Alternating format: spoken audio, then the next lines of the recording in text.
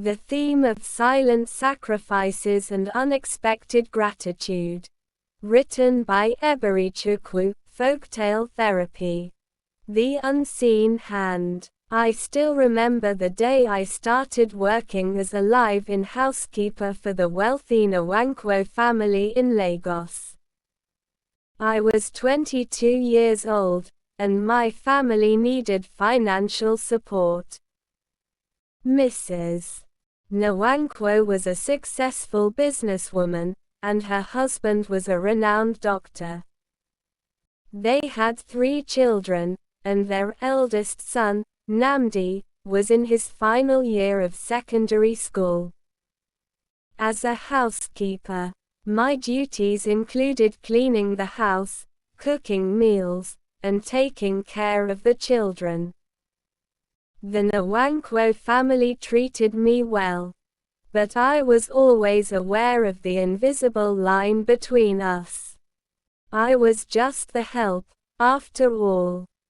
They would often introduce me as our house girl to the guests, and I would smile and curtsy, trying to hide my feelings. But there was one person in the family who treated me differently. Nnamdi, the eldest son, would often talk to me like a friend. He would ask me about my day, my interests, and my dreams. I found myself looking forward to our conversations, and I began to see him as more than just a member of the family I worked for. As time passed, I noticed that Nnamdi's friend, Abina, would often visit the house.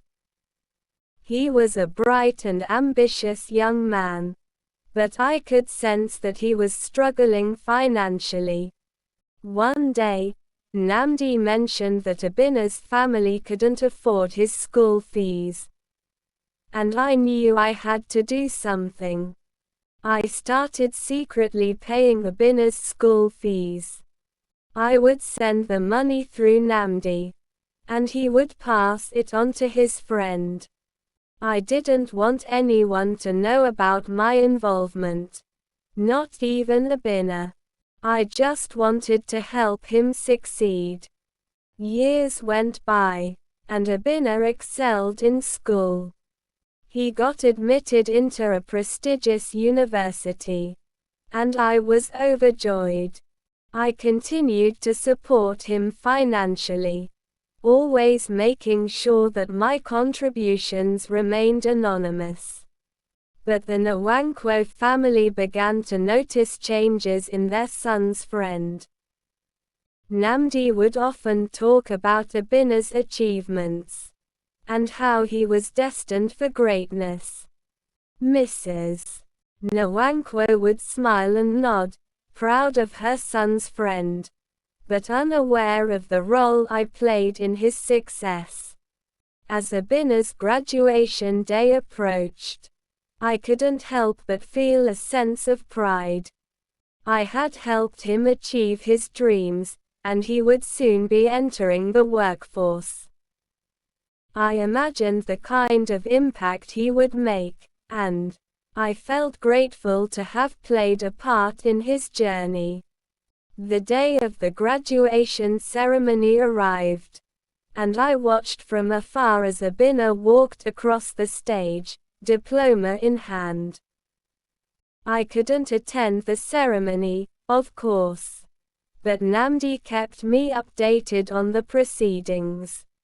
It was during the reception that Abina stood up to give a speech. He thanked his family, his friends, and his mentors, but then he paused, looking out into the crowd. I would like to specially thank the person who made it all possible for me, he said, his voice filled with emotion. The person who believed in me when no one else would. The person who supported me financially and emotionally, without expecting anything in return. The room fell silent as Abina's eyes locked onto mine. even though I wasn't there. Her name is Neoma, he continued. She is a housekeeper, but she is so much more than that. She is a guardian angel, and I will be forever grateful to her. The Nwankwo family was stunned.